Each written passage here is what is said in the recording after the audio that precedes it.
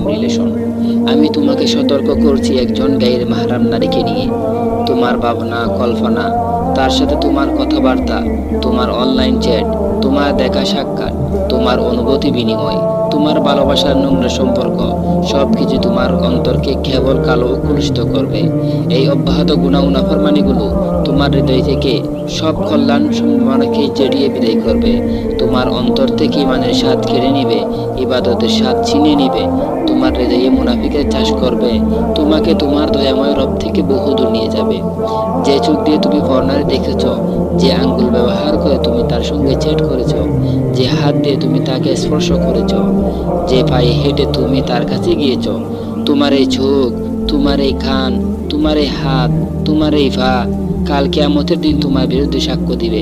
হাসরের ময়দানে আল্লাহ রাব্বুল আলামিন যখন বলবেন, আল ইয়াউমা নাখতিমু আলা আফওয়াহিহিম ওয়া তুকাল্লিমুনা আইদিহিম ওয়া তাশহাদু আরজুলুহুম বিমা কানু ইয়াকসিবুন।